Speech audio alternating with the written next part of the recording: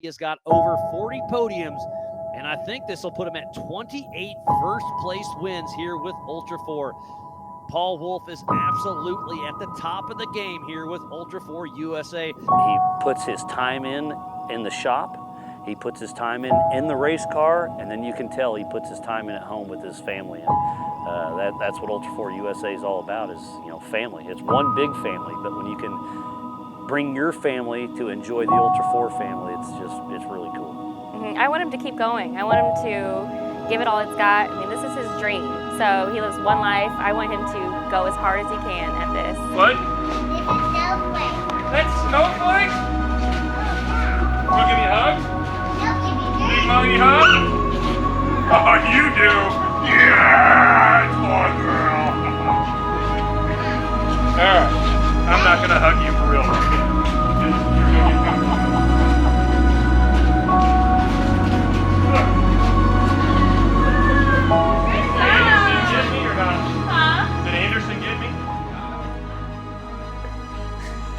Hey guys, I'm Paul Wolff, Ultra 4 racer, 4400 class and Pro Mod. So actually I have a kind of probably a unique history. My dad used to run mud trucks, square body Chevys back in, I'm gonna say the 90s, when Bigfoot, so Bigfoot's from St. Louis, we're about 30 minutes out of St. Louis right now. So he used to actually run around with Bigfoot and that kind of whole scene, I guess. I was always directed towards off-roading, always liked it, always was somehow involved in it, whether it was four-wheelers, dirt bikes, eventually moved to side-by-sides. As we moved to side-by-sides, realized that I don't have any business trail riding. We're a little too radical, our whole family. We pretty much trail ride like everybody else races. That's trail riding does. So with that being said, just moved right into racing. I actually started hill climbing first.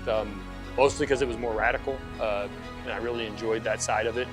I think it actually helps me qualify to this day, because it's a real short run. Everything you have, 110%, you have to go, you can't hesitate. So when I go to qualify in Ultra 4, I'm normally pretty good at it. That same mentality comes into the qualifying aspect. You get one shot, you better let it all hang out. So works pretty good most days. We went to Visions one year, raced hill climbing, and they had an endurance race. And they said, hey, you can enter this endurance race. And so I entered it and actually led it and ended up second. Got beat out by one of the Miller brothers by a second, literally a second on corrected time. And that just kind of started it from there. And then also I really liked where it was heading. It seemed like it was a little bigger. We got to travel around the country more races, more competitive, a lot more race entries into it.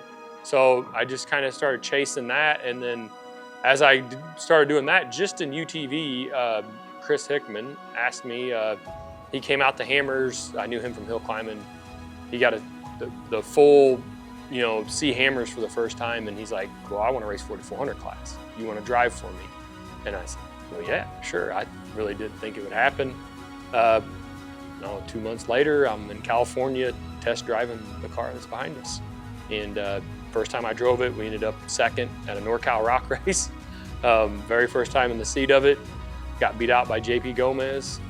And then the second time I raced it was Moab, area BFE, and won that race. Against Morin and Gomez's, and everybody was there. It was a war every race. So that was awesome. That was a blast. So it started in Moab, and I was able to beat him out in Moab. I don't think he was ready. I think he showed up a little a little on the lazy side, thought he had it taken care of, and then all of a sudden this rookie shows up, and beats up on him a little bit. And then after that, it was awesome. It was a war. Every time we pulled onto the track together, we knew like it was, we couldn't hold nothing back. And it was a lot of fun. And I think we're heading back to that. I really do. I know, Ultra 4's changed hands and had some issues and stuff. Ultimately, there's going to be failures. Anytime you try new stuff, there's going to be failures. And you're always, the loudest critics are normally the ones that have the least amount invested into the sport. So I ignore them because they don't have a lot invested. Why listen to them? And we'll build it bigger and bigger and bigger and keep going. So I'm excited to see where it goes.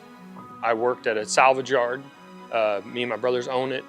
And then I also built my own UTVs to race hill climbing. And then as I came to Ultra 4, I did the same thing. I continued to build my own UTVs. Obviously the 4400 car was purchased, but I maintain it, I fix it, everything, literally all the way down to the bare chassis, put it all back together, fix the chassis, fix every part front to back. Same thing with the UTV, I still build them to this day myself. We grew up at a farm, so my parents bought a farm. My dad started a scrapyard on the farm, obviously. So we spent Saturdays and Sundays when we weren't, at school.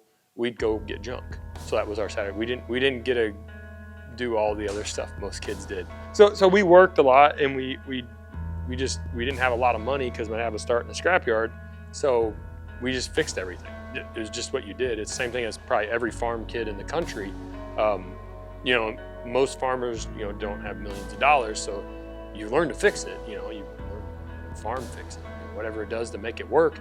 And it turns out Ultra 4 is like that on steroids. You're out in the middle of the desert, ripped a tire off the car, broke this, broke that, whatever it is. Nobody's coming to get you. Figure out how to fix it. So it plays right into Ultra 4, that same kind of mentality of figure it out, Band-Aid it back together. You got to get this job done. So Paul has incredible time management skills. I don't think he could do this without him. He is his own mechanic. He does everything himself. He's out in the shop all day, all night long. But as soon as the girls want him inside and want to build a fort and want their dad, he comes inside. So he is great at managing his time with the kids and I. But racing, it takes up a lot of time because he does everything himself. Mostly because this is my life. We're growing, we're becoming bigger, the program's growing, everything's getting a little better, but it's always slower than you want it to be. But it's heading in the right direction, and eventually I think I'll be able to hire a mechanic and maybe resolve myself with some responsibilities. Because right now it's a lot. Luckily I have a awesome wife who helps me take care of our 2 kids and allows me to continue to chase this dream. And it's a dream. This is my dream job. So I will work, 80 hours a week if I have to make it happen.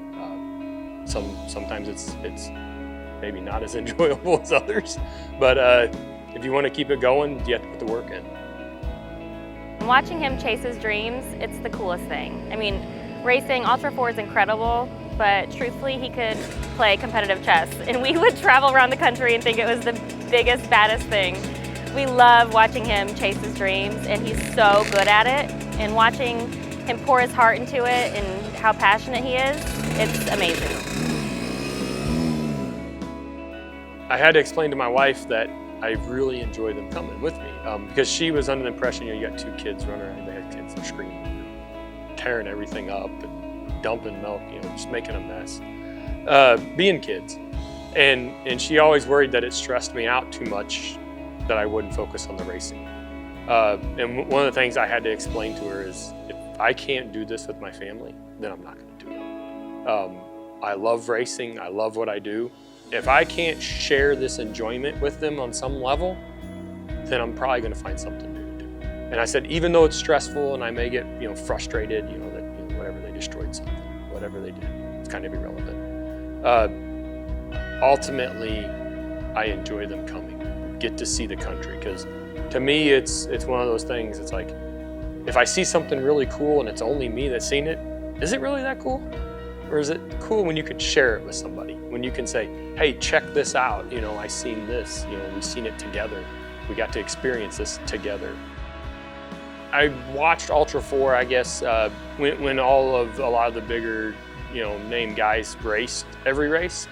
They put their time in. I don't want to discredit that. They focus on King of the Hammers, or they focus on very select races, a Crandon, and that's fine. I see what they're doing. I understand why. It's a lot of time, money, effort, testing, tuning. There's just a lot that goes into it. Do I wish they raced all the races? Yes. The biggest reason is I think it would elevate everybody in the sport, and that's why we race so much. We race a lot because it elevates us, and it shows. Like when I go to race at King of the Hammers against them guys, it's just me. I don't have a huge team. I don't have a big budget to test. So I use all these other races to test. And the nice thing about using the other races to test is if I win, I get paid. And if I get paid, I can go to the next race. So it kind of works as a little ecosystem for myself to where I use other races to test the car. When I go to a racetrack somewhere, I can draw back on that. Like if it's muddy or something, guys from the West Coast struggle with that because they don't ever experience it. Well, if I go race everywhere, I have that. I have that data in the back of my mind somewhere. Ultimately, I want to race against the best. With the series, when we go to Crandon and we go to Hammers, you get the absolute best of the best of the best. I wish that was every race. I really wish that was every single race, every battle, every time. That first year, we evolved the cars so much because we were trying to win. Like we were just battling. And that's where I think battling in the series comes into play. If you have to run the car at 100% every week, you're going to just naturally evolve quicker than if you run the car hard at Hammers one time a year. So I think having them battles week in and week out is what's going to push the 4400 class to really show what 4400 cars are capable of. I think it's one of the last types of sports that money can't buy you a win. It can get you really close, but I think my particular program proves that money can't buy you a win every time. We started with no budget, basically. We ran, the first year we raced, I ran used parts. Like parts from anybody I could scrounge them from hubs to anything I could find. We ran the same poor motor, beat it, and we scrounged parts together and we were competitive. Like we won races, we were there. So I think this is one of the last sports that money just doesn't buy you a win. It helps a whole lot, but it's not the end all be all.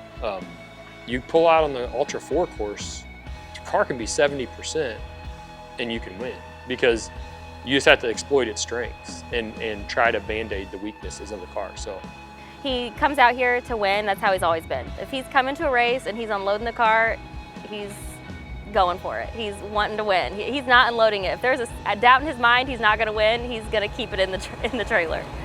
The racing side of me, which got me into this, looks for the hardest, nastiest, roughest, most outrageous races.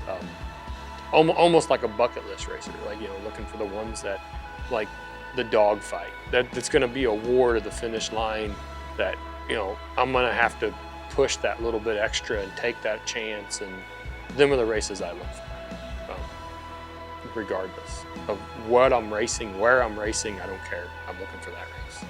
That's the one I want to race.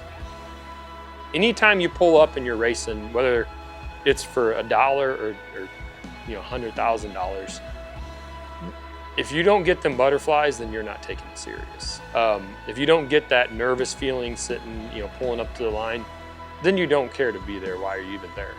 So for me, it's the same. And I think the more comfortable I can get with that feeling and know what it is and acknowledge it, it's a feeling that I've become acquainted with. I don't want to say I'm comfortable with it because obviously it's nervous, but it's a feeling that you come accustomed to, and the more you get to know it, the less it bothers you. You know it's coming. You're going to get jittery, and you're going to be nervous. But the more you get familiar with that feeling, the easier it is to overcome, and the easier it is when that flag drops, it goes away. Because at that point it's racing. It's you do your job, and we have a joke on the radio. Every time I pull to the line, me and Chris always joke, well, it's time to clock in. This is my job, time to clock in, let's go racing.